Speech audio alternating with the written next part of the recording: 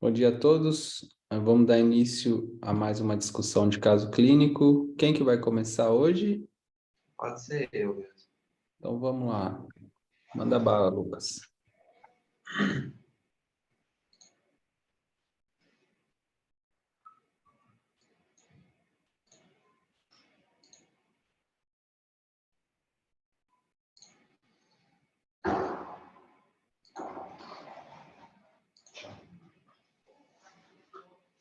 Então, conseguindo ver o slide?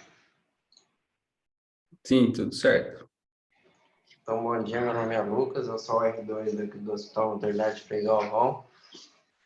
Hoje eu vou apresentar o caso orientado pelo Dr. Conrado e pelo Dr. Pedro.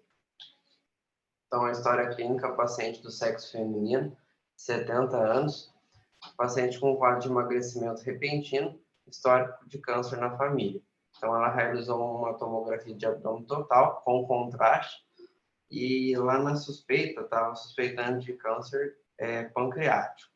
Aí eu trouxe mais a tomografia na parte do pâncreas. Essa aqui é o sem contraste.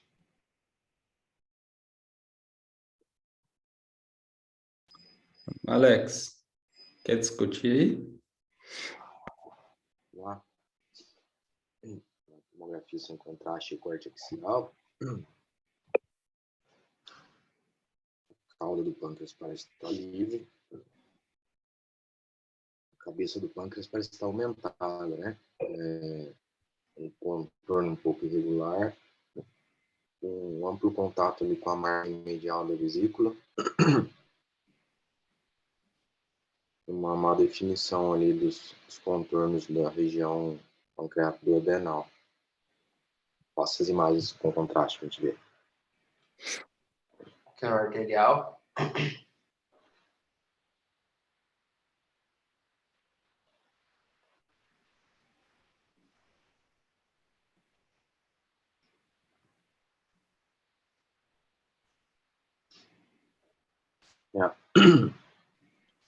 Parece, né, na imagem superior direita, o pâncreas até que não tem nada ali, não. Difícil, né, de ver na imagem estática. O segmento duodenal, a segunda e terceira porção, parece estar com a parede espessada também, onde a gente via a má definição ali junto à vesícula, né? E alguma coisa, talvez nesse hilo hepático aí. Não sei se pode ser um tumor de duodeno, alguma coisa assim. Tem outras imagens? Tem o portal.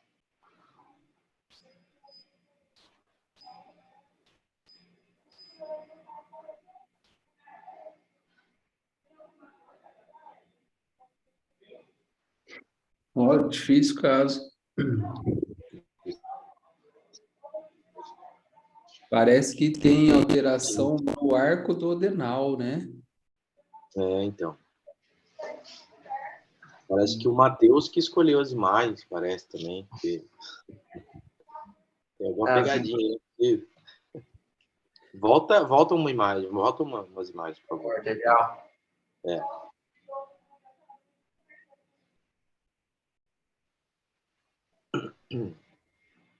Essa imagem inferior esquerda, tem alguma coisa hipovascular aí, no hilo hepático, né? Margeando o lobo caudado, segmento 5. Claro, difícil. Difícil não conseguir Tem uma entender, não. reconstrução. Tem mais imagens? Não, eu trouxe 4 sem contraste, 4 no arterial e as 4 no venoso, no portal. Ô Lucas, põe no sem contraste para dar uma olhada, por favor. Tá. Será que não pode ser uma pancreatite de sulco? Pois é uma das possibilidades, né?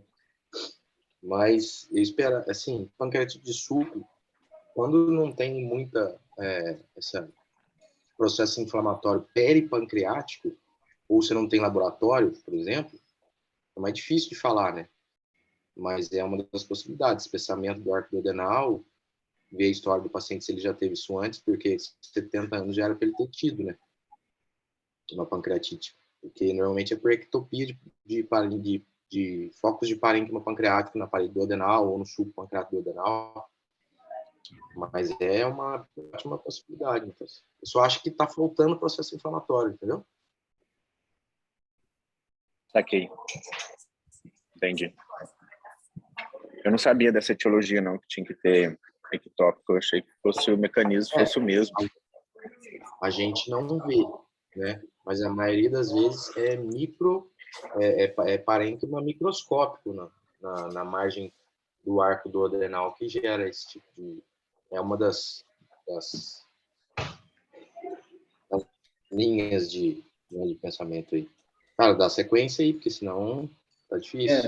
Não, vamos levantar pelo menos as hipóteses antes do Lucas falar o que é. Que eu acho que o importante é estimular a possibilidade ali.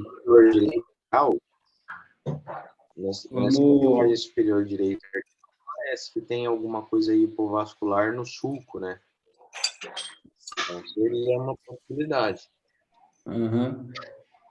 Então, qual que seria a hipótese? Seria a hipótese que o Matheus colocou, né, Pancreatite e uma lesão duodenal, né? Uma lesão pode ser inflamatória ou neoplástica duodenal. Mas faltou um videozinho aí. Realmente, no fixo fica mais difícil de ver mesmo, né? E você descartaria tumor de cabeça de pâncreas? Tumor de papila? Cara, por essas imagens, não consigo falar nisso. De jeito nenhum. Certo. Beleza. E também não tem Tumor de papila, dilatação. isso, dilatação. Isso. Então tá bom. Vamos lá, Lucas. Então, na verdade, é um tecido pancreático envolvendo a segunda porção do duodeno, compatível com o pâncreas anular, e sem sinais de obstrução duodenal. Vamos para a discussão agora, aqui é a anatomia do pâncreas, né? O pâncreas divide em cabeça, corpo e cauda, e está adjacente à porção D2 do duodeno. O pâncreas anular, então, ele ocorre uma rotação incompleta do broto ventral, de tal forma que uma parte do parênquima pancreático permanece à direita da segunda porção duodenal, criando um anel. A gente consegue ver aqui nas imagens da seta, e aqui o D representando o duodeno. O pâncreas anular pode ser completo ou parcial, que ocorre em 40% dos casos. Sua prevalência é desconhecida, variando de 5 a 400 casos a cada 100 mil adultos.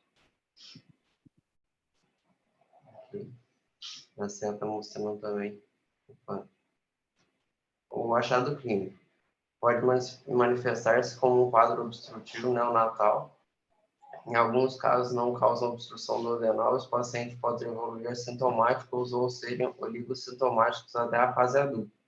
Algumas complicações são úlceras gástricas, duodenais e pancreáticas. Aqui eu trouxe uma parte da embriologia do pâncreas para que a gente consiga entender mais fácil. Como na parte da embriologia do pâncreas, existe a porção ventral e a porção dorsal. Com o passar do tempo, vai ocorrer uma rotação através da segunda porção do duodeno, da parte ventral, até unir com a parte dorsal do pâncreas. E aí forma o pâncreas. Quando acontece o pâncreas anular, a parte ventral ela pode se dividir em duas porções, e uma parte ela roda na frente, formando um anel em volta do duodeno. Então é daí que vem a parte da onde acontece o pâncreas anular. E eu trouxe aqui alguns diagnósticos diferenciais. A genesia dorsal do pâncreas, que existe apenas um sistema canicular pancreático, com a ausência do canal de Santorini e a ausência do corpo cauda de pâncreas. o pâncreas divisa, que é a foto que eu tirei do livro do CBR, que é a ausência da fusão ou fusão completa da porção ventral e dorsal do pâncreas, principalmente nos canais de drenagem, de Wilson e Santorini. O pâncreas com 2 canais separados e o orifício de drenagem independentes.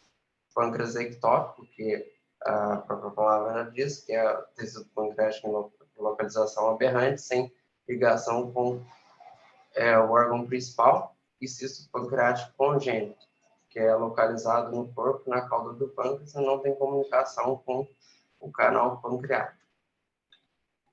Então, essas foram as referências que eu utilizei. A principal delas foi o livro do CBR, do gastrointestinal.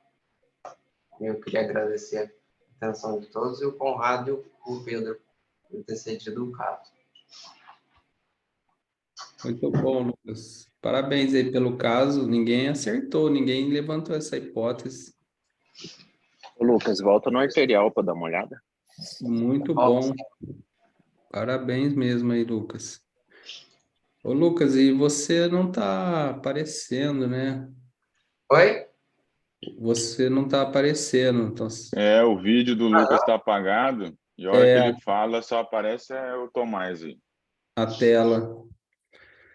O apresentador precisa aparecer. Tá funcionando. O problema é que depois que aconteceu aquela hora, a gente já tinha colocado as aulas, só que o Zoom, ele cai, de vez em quando ele tá caindo na janela. Aí caiu a aula do João aquela hora, e agora deve ter caído o vídeo do Lucas no meio da apresentação. Não sei porquê. Engraçado que na tela do Lucas ele aparece, né? Você reparou? Na tela dele ele aparece. Não, some pra gente também. Aqui é porque a gente está usando o Zoom pelo navegador. Aí vocês também não estão aparecendo aqui pra gente. É por isso. Então vai. Mostra aí, Lucas. Não, beleza, já vi. Ô, Lucas, uma sugestão aí. Depois que você falar o diagnóstico, uma sugestão para os próximos casos, quando for difícil assim, faz tipo uma imagem-chave contornadinha para a gente saber onde que é e tal. Perfeito. Boa, verdade. Ajudaria bem. Fazer um videozinho, Legal, tipo GIF, parabéns, viu? ajuda também. Tá bom. Eu vou passar aqui pro Alan. Não, o João quer lá. O João. Caiu.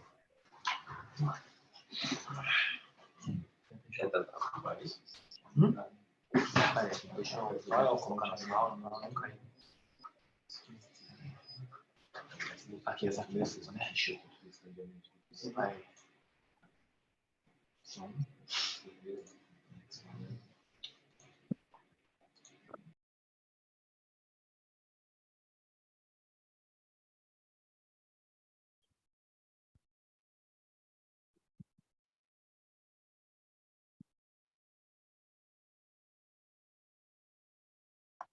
Mas só um comentário, né? Esse paciente com 70 anos deve ser um paciente que foi sintomático a vida toda, né, cara? Porque esses diagnósticos normalmente são dados antes, né? Quando tem sintomas de obstrução e empanzinamento, né? Esse tipo de coisa, normalmente esse diagnóstico, às vezes, ele fez bastante tomografia, mas ninguém tinha visto, né? Então foi mérito aí do Conrado e do Pedrão. Total. Não, eu acabei de tirar do compartilhamento porque caiu o áudio agora. Tomás, tem como? Não, pode deixar, eu vou dar um jeitinho. Eu acho que a gente não tá com. Tem que mandar. Aqui, ó. Não,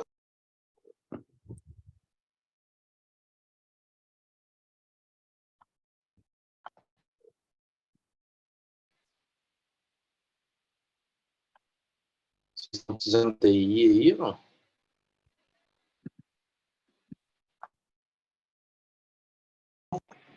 quando a gente tá compartilhando, tá caindo ou o vídeo ou tá caindo o áudio.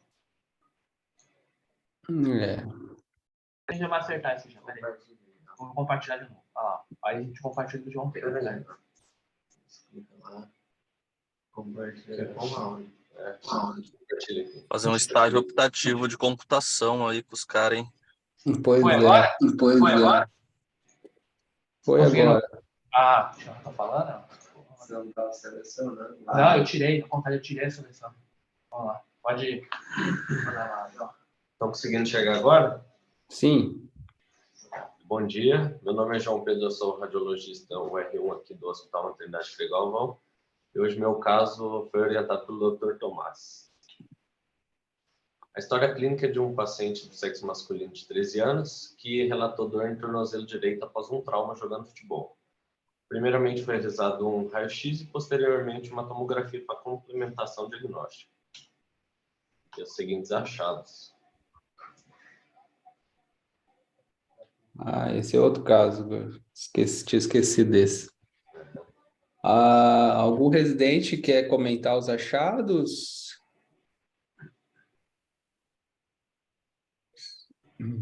Alguém?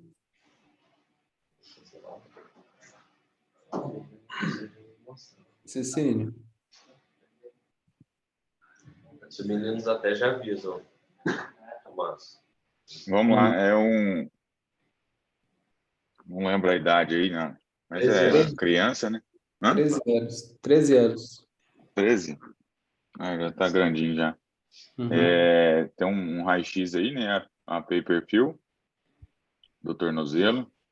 A gente vê uma irregularidade aí na metáfise distal da tíbia,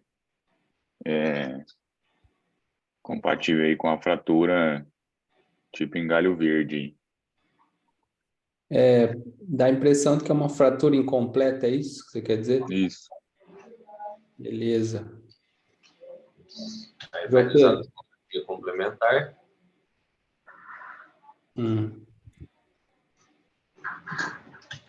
E aí?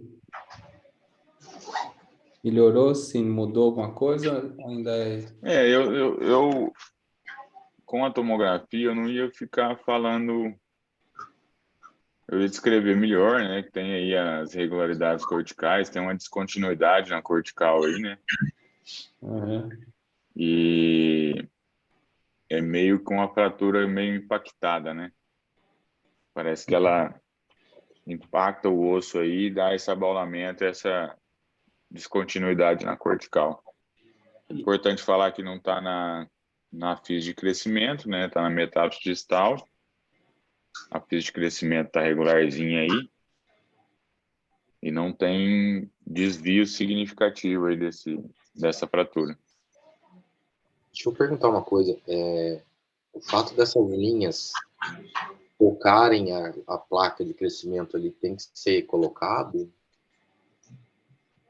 Como, Alex? Você não...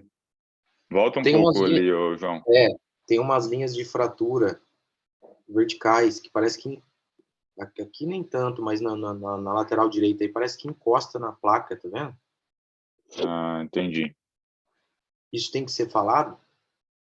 Ah, é bom. Só que você vê que não tem descontinuidade Entendi. da Eu- fis, né? No sagital aí, eu fiquei em dúvida se não é um salterum. Volta no raio-x aí, por favor, João.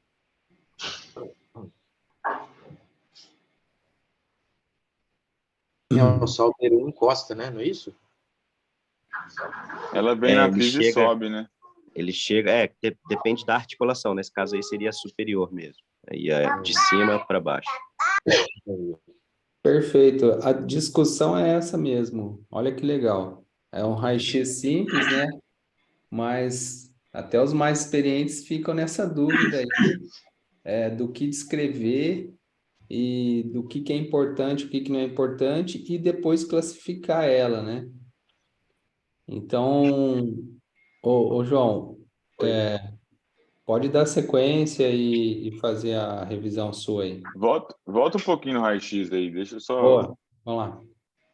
Se não tivesse essa fratura aí, para os residentes aí, esse calcânio aí podia ser uma doença de Sever, viu? Uma apofisite do calcânio, essa hiperdensidade aí da apófise do calcânio. Só para que a imagem está legal, eu queria levantar a bola. E tem outra imagem também que eu queria que algum residente ficasse com dúvida, que é, que é na base do quinto ali, ó. Ah, Essa imagem é muito interessante, né? Porque parece que tem o núcleo de ossificação. Não, acho que é só o núcleo que é vertical ali, né? Mas o João vai falar de tudo isso aí, né, João? Isso. Bom, então a impressão diagnóstica no raio-x, a impressão que passa é de uma fratura transversa completa em porção distal da tíbia, sem desalinhamento ósseo significativo e sem sinais de tensão à ficha de crescimento. Já na tomografia complementar, foi evidenciada uma fratura cominutiva intersticial da tíbia, com traços de fratura que estende-se à fise de crescimento. Então, foi classificado como Salter-Harris tipo 2. Então, vamos falar um pouco de Salter-Harris, que foi elaborado por dois ortopedistas canadenses no ano de 1963, e é uma classificação utilizada para descrever fraturas da placa epifisária, que é um disco de cartilagem hialina localizado entre a epífise e a metáfise do osso, responsável pelo seu crescimento longitudinal. A placa epifisária, ela mantém a atividade dela até os 20 anos, aproximadamente, quando ela é substituída por osso. E é uma região mais frágil do osso, e por esse motivo são mais suscetíveis a lesões que podem se estender para a metáfise e ou epífise óssea. Então, a classificação de Salter-Harris é dividida em 5 subtipos, e a gente vai falar agora cada uma delas. Salter-Harris tipo 1 ocorre em 5 a 7% dos pacientes que sofrem esse tipo de trauma, e a localização é apenas na fise. O diagnóstico é muito difícil, porque às vezes a gente acaba fazendo raio-x e não identificando a alteração. Então, a clínica ajuda muita gente. O paciente vai ter um edema, uma dor local, redução da sensibilidade e amplitude do movimento. O tratamento é conservador e o prognóstico é benigno, que cicatriza sem necessidade de intervenção cirúrgica, certo? Aqui uma imagem. Tem só, assim, em palavras mais fáceis, apenas um descolamento ali da placa epifisária. Já o Salter-Harris tipo 2, que é o do nosso caso, é o mais comum de todos, é o subtipo mais comum. Ocorre em 75% dos traumas e atinge tanto a fise quanto a metáfise. O diagnóstico geralmente é feito pelo raio-x, só que na maioria das vezes pedem-se tomografia ou ressonância complementar. Foi o nosso caso, pelo raio-x dá uma impressão de ser um tipo de fratura, quando pede a tomografia consegue ver melhor, descrever melhor, dando um diagnóstico mais certeiro. O tratamento também costuma ser conservador, com um prognóstico muito bom, porque não precisa de intervenção cirúrgica na maioria dos casos. Aqui temos um outro exemplo. O terceiro tipo é o Salter-Harris tipo 3, ocorre em 7 a 10% dos casos, que vai pegar tanto a fise quanto a epífise. O diagnóstico também é feito por raio-x e, na maioria das vezes, pede TC e ressonância complementar, e o tratamento já é um pouco mais complicado, que é um tratamento cirúrgico. O prognóstico é ruim, que as complicações devido ao rompimento da cartilagem articular pode gerar um tornozelo torto ao paciente. Então, aqui a gente consegue ver a fise lesionada e a epífise também. Temos o Salter-Harris tipo 4, que ocorre em 10% dos casos, vai pegar tanto a fise, a metáfise e a epífise do osso. O diagnóstico também é feito com raio-x, só que sempre pede a tomografia e ressonância complementar. O tratamento é cirúrgico e o prognóstico é ruim, porque tem risco de atraso no crescimento. Os tipos mais complexos é o tipo 3 e o tipo 4. Por que eles pedem cirurgia? Porque eles pegam região articular, por isso a gravidade do caso é maior. Aqui um exemplo. E o último, que é o Salter-Harris tipo 5, em que tem compressão da fise. O diagnóstico é muito difícil por imagem, porque quando pega só a fise, assim como no caso no tipo 1, fica mais difícil de evidenciar através de imagem. Então, a clínica ajuda muita gente. O tratamento é conservador, porém o prognóstico é ruim, gerando risco de atraso no crescimento. Um exemplo. E agora eu também trouxe mais um caso para complementar a aula de hoje. É um paciente... Alguém quer fazer um comentário antes de eu passar para a próxima aula? Não, no final a gente amarra tudo, João. Manda Combinado. bala. É um paciente do sexo masculino, porém agora com 11 anos de idade. Ele também relatou dor em tornozelo, agora esquerdo, após um trauma lutando jiu-jitsu. E foi solicitado um raio-x para ele. Evidenciou o seguinte achado.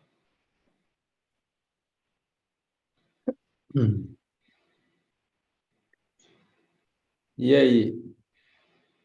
Esse que o Tomás também queria que pensasse naquela alteração.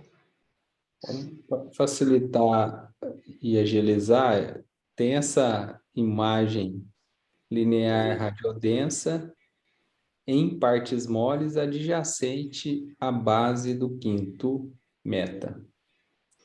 E aí, é fratura ou não? Eu daria, tá bem longe, né, cara? Tá muito longe, né? Tá muito longe. Ela abriu aí a FISE, né? Mas na dúvida eu ia pedir um contralateral aí para ver. Ia conversar com o paciente para ver se a dor localizada aí e tal. Mas tô mais para dar alteração do que ser só a FISE, né? Uhum.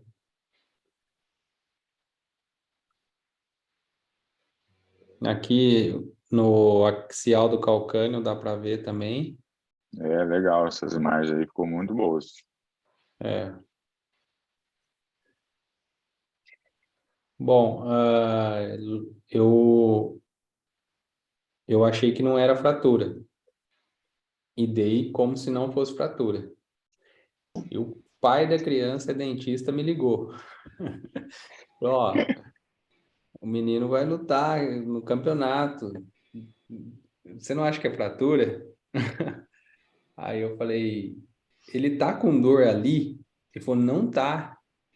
Ele torceu, mas foi bem leve, ele tá com dor no dorso do pé. Não tá com dor lá nenhuma. Falei, ó, eu acho que não é, então, continuo achando que não é. Peguei vários casos de crianças da mesma idade. Não me ocorreu fazer o outro lado. Não me ocorreu fazer o outro lado, até porque era, sei lá, já tinha passado, não ia trazer o garoto de volta no final de semana para fazer. Mas eu achei várias imagens da mesma idade bem parecidas, até bem distante, sim. Então, acabei sustentando que não era e falei, mas se qualquer coisa, suspende e leva no ortopedista para ver. Mas, mesmo estando longe, eu achei casos muito parecidos, né? Exato. A fratura geralmente é transversa, a fratura de Jones, o Laio está falando aí. Só que a suspeita é a avulsão mesmo, né? A avulsão do núcleo ali. Ô, João, pode dar sequência, você... Então, a impressão diagnóstica foi de núcleos de ossificação e calcâneo e base do quinto metatarso de aspecto preservado. Como diagnóstico diferencial trouxe a fratura de Jones, que o Tomás havia comentado, que é a fratura da junção metadiafisiária proximal do quinto osso metatarso, que envolve a quarta e quinta articulação metatarsal. O diferencial é que essa fratura ela é transversal ou mais fácil de horizontal na base do quinto metatarso. Então, aqui de verde a gente tem a fratura de Jones, o raio-x, evidenciando essa fratura.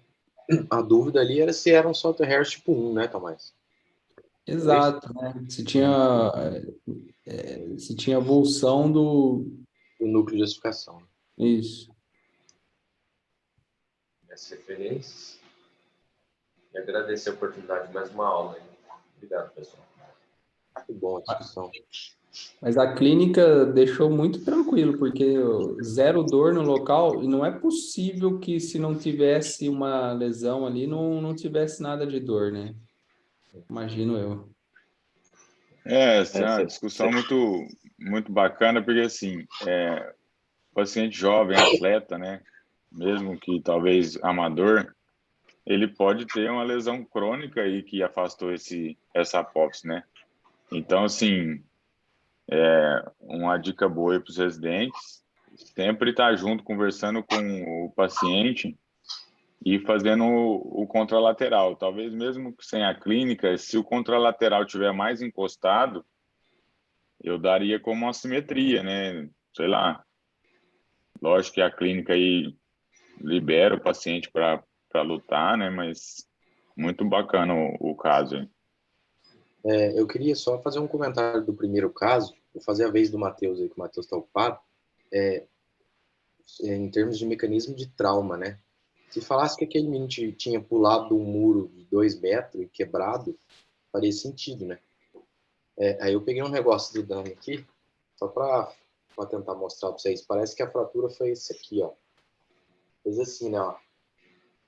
Não é isso? Isso. A Parece um impressão? pilão. Exato, né? E assim, fica difícil saber no futebol como é que ele fez aquilo, né? Porque para mim era uma fratura de impacto de peso, não era? Não sei. Então, eu acho que é fixar o pé e rodar. Eu acho que é tipo um pivot shift lá que acontece no joelho. Eu acho que o pé travou e a perna roda. Imagino que seja. Eu não acho que seja impacto direto, que senão, pô, geralmente eu acho que ali a lesão é no calcânio, né? Quando é por altura. Então eu acho que fixou o pé e tentou rodar, né? Trava o pé no chão e tenta rodar. Eu acho que o mecanismo é esse, não sei.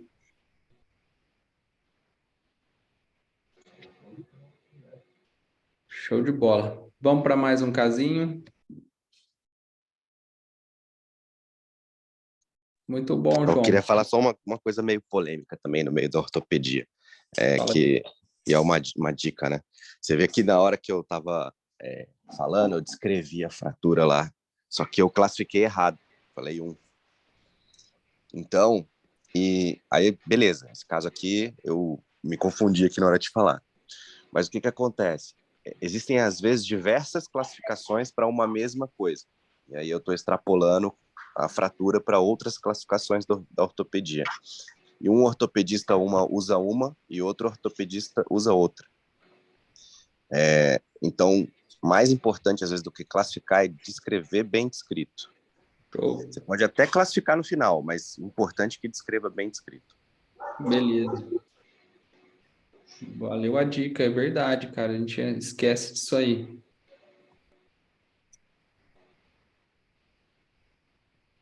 Posso começar?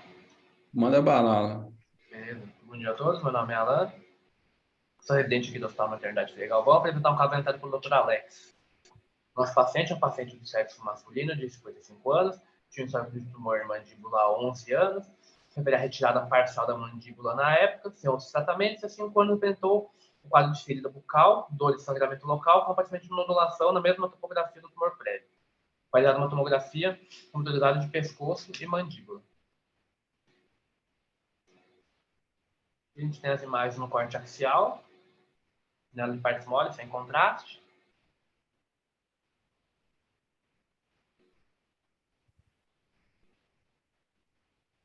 Aqui na janela, parte de janela óssea.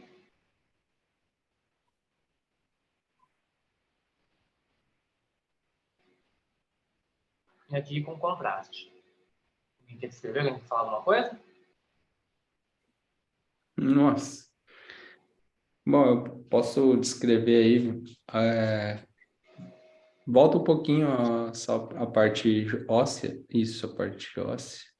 Eu não percebi ali se o Alan tinha falado, mas ele fez uma mandibulectomia parcial esquerda, Sim. tá? Já tinha feito? Já. Já tinha feito, por lesão prévia. Fez o quê? Repete aí que cortou aqui, Alex. Uma mandibulectomia esquerda parcial. E aí você tá escondendo a historinha aí. Tem que esconder, né? Senão... Vai lá, Tomás. Não, então uma lesão expansiva, né? Centrada na medular da mandíbula, da região mentoniana e região do corpo da mandíbula. À esquerda, uma lesão agressiva, rombo cortical, tem um componente partes moles impregnante. Então, tem reação periosteal ali, ó. E pode passar. Então, para mim, é uma lesão que nasceu, né, no osso, na mandíbula, e pode ter relação ali com raiz dentária, né? Tem que pensar nisso daí. E diferenciais, se pensar no ameloblastoma, que é um tumor originário aí gosta muito de mandíbula, nasce na próxima raiz dentária. E outro diferencial,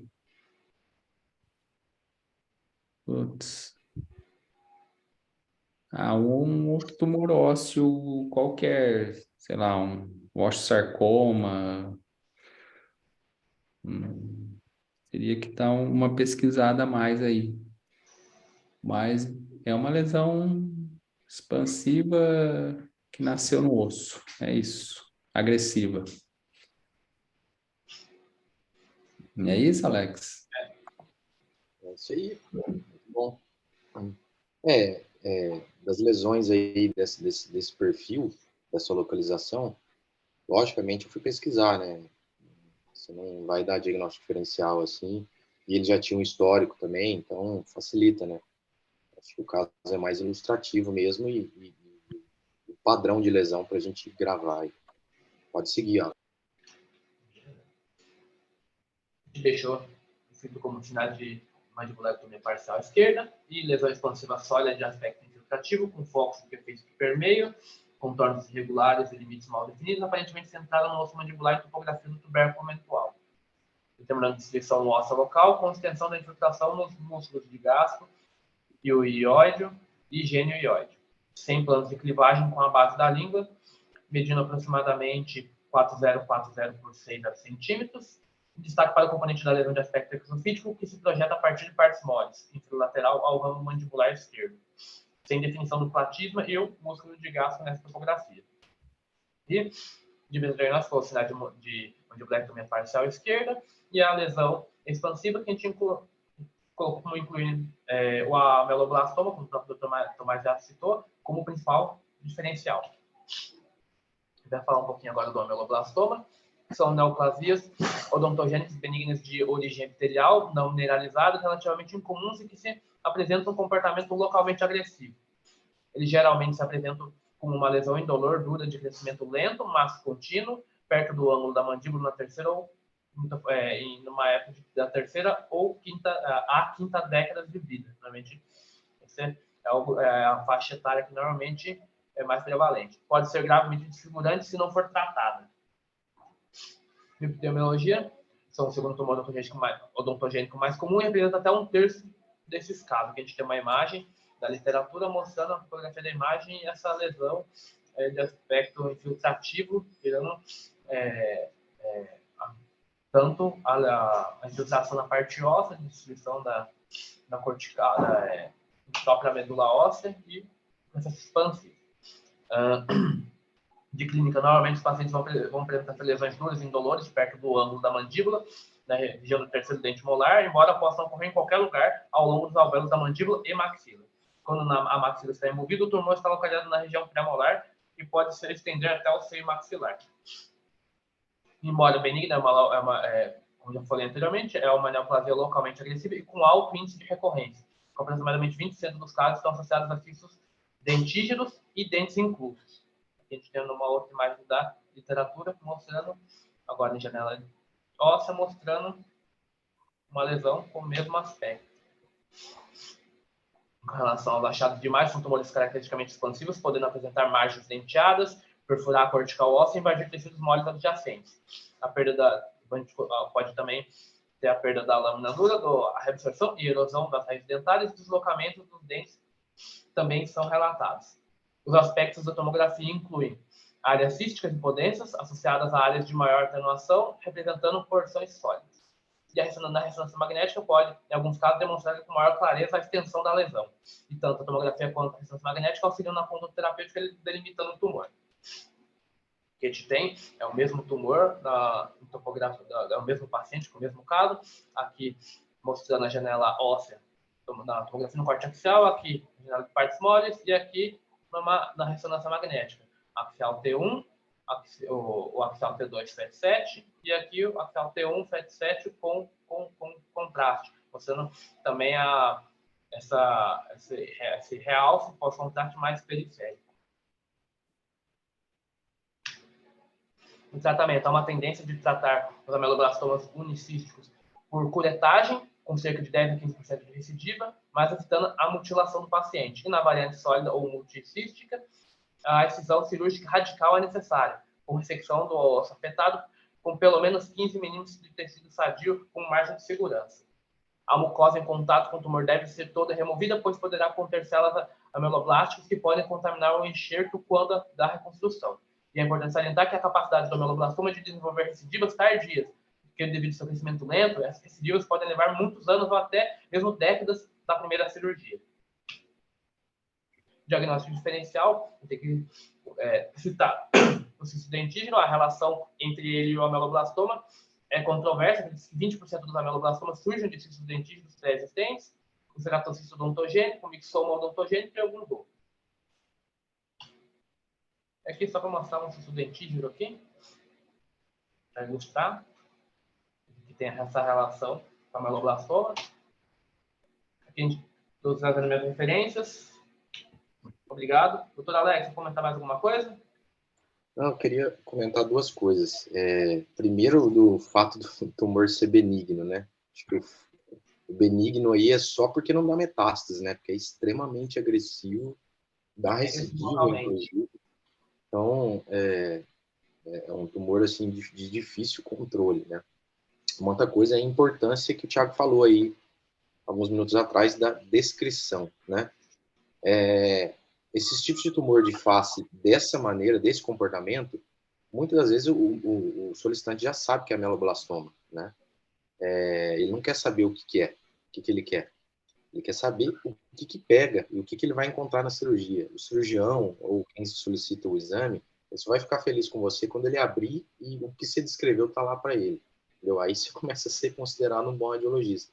Às vezes o diagnóstico diferencial você não vai conseguir dar, não vai conseguir cravar, enfim. Mas o nosso papel aqui é estadiar, e estadiar é descrever bem, falar as relações que tem com estruturas adjacentes, se invade, se não invade, se toca, se não toca, se pega vaso ou não, se pega estrutura nervosa, e isso é importante, muito importante para o prognóstico do paciente e a conduta do médico que está solicitando o exame. Então, a gente tem que ter isso em mente sempre, tá bom?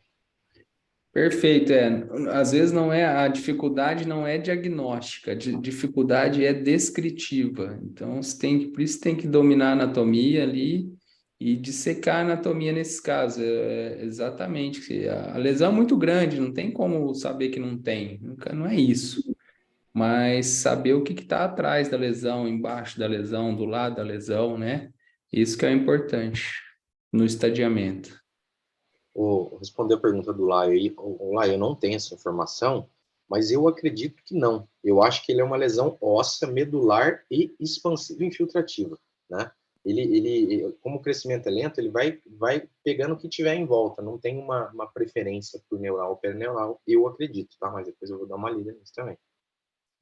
Ô Alex, na história aí tinha alguma, como já tinha cirurgia, tinha história de patológico, alguma coisa assim? Não, já veio como ameloblastoma, já veio. Não, Já veio não, assim, legal. Tumor, o HD é ameloblastoma, ponto, só isso que veio. Então o cara queria só saber. Pode falar. É porque a hora que a gente bate o olho, né? Você não vem na sua cabeça que é benigno nem a pau. E é legal, assim, e como a gente pega pouco, não veio na minha cabeça que era benigno e nem esse diagnóstico de ameloblastoma, né? Então, é legal sempre estar trazendo nas aulas aí para a gente deixar isso no diferencial aí, muito legal. E assim, você coloca ameloblastoma, só aparece mandíbula, cara. Impressionante, assim. Então, é muito dali o tumor, né, cara? É muito específico, assim, da região, né? Aí, cara, crachá, né? O primeiro, segundo, terceiro diagnóstico. Exatamente. Exato. E os cistos, né? Cisto odontogênico, cisto dentígero, é bem comum também de aparecer. Às vezes, assim, até meio drenado. Hoje eles mandam bastante casinho. Faz uma mandíbula normal lá e tem um cistinho ou tem alguma coisa, os caras já mandam. E é bem tranquilo de dar o laudo, assim, é bem tranquilo de ver, até o dentista, se tem um primo meu que é dentista, eu mando para ele, ele fala, não, isso aí é dentígeno, isso aí é odontogênico, isso aí é periapical. Assim, é bem tranquilo para eles que estão acostumados a ver, né? E a gente, jogando ali os diferenciais dos cistos, sempre vem fácil também a imagem para a gente colocar. Alguém já Então, pegou um aneurismático ali? Já não, nessa região? um quê? Um cisto aneurismático nessa região? Alguém já pegou? Cisto ósseo aneurismático? Eu nunca peguei, Não não. Porque sei, o cara. comportamento seria parecido. Lógico que não é infiltrativo e tal, mas acho que seria o comportamento mais parecido. Acho que é a região que não é comum. Não me lembro agora aqui. Mas Ô, belo caso. Tomás, acho que era o cisto aí, que o Alan colocou do Radiopedia, Uhum. é bem pequenininho. Você tem alguma medida de corte para saber se é cisto, se é um espaço periapical ali, o que... Tem, cara. Pior que tem.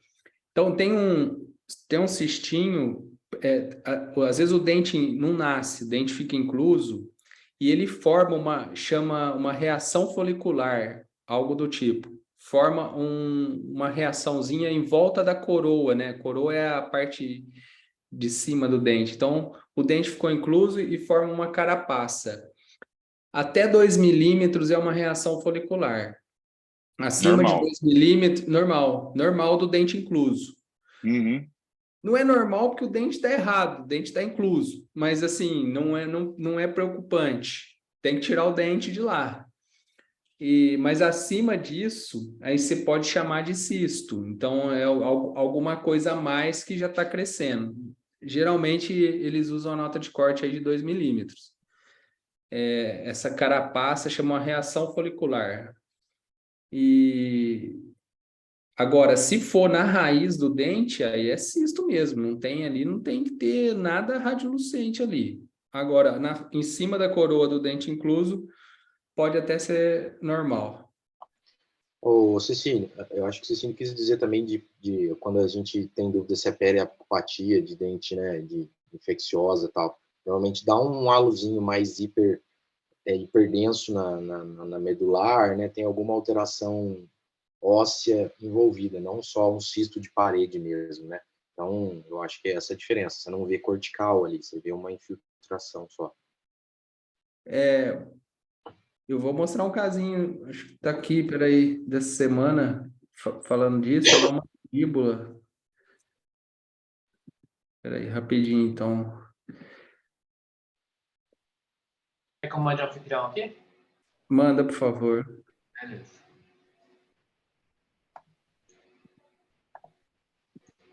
Pronto, mandei já.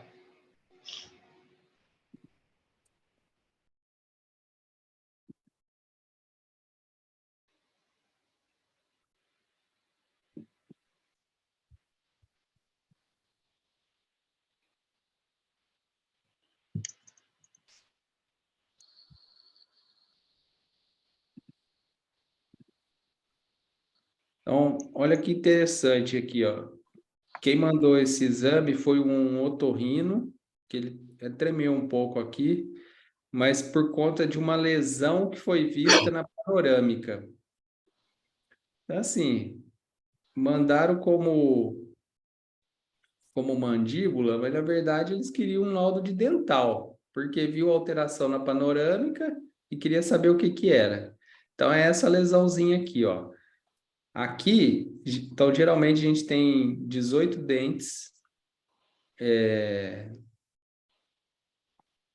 18, isso, não, 16. Então aqui seria até o 38. Na região do 38, do último, do siso, tem essa imagem aqui, ó. Então, é uma imagem ovalada, radiodensa, e eu fiquei na dúvida do que era isso daqui. Então, eu transferi a dúvida. Por quê? Não tinha histórico cirúrgico, né? Não me passaram. Aqui a lesão, ó. Então, parece um pedaço de dente, tá? Mas não tinha sinal aqui. Pode ser uma cirurgia muito antiga, ou pode ser um dente rudimentar, um siso rudimentar que não saiu, que está incluso. Ou fez uma cirurgia e ficou um pedaço. Então, eu coloquei os dois. Eu coloquei a possibilidade de um elemento dentário incluso, rudimentar, na região do 38, ou um resquício de elemento dentário 38. É importante falar que não tem sinal de agressividade, não tem lesão cística, nada. E o outro lado, ó, o outro lado tá lisinho, ó. Deu Então, 2 milímetros aí dessa. cara, não dá, né? Essa reaçãozinha aqui não dá nem, sei lá, é muito fina, cara. Muito fina. Não invadiu o canal do mandibular, nada. Mas é isso, ficou de aprendizado aí.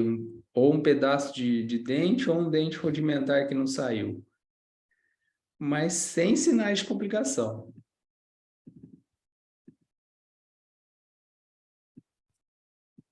Vamos aparecer aí, galera. Bom, é isso. Galera, alguma Mandar dúvida um aí? salve. Já passou até do horário.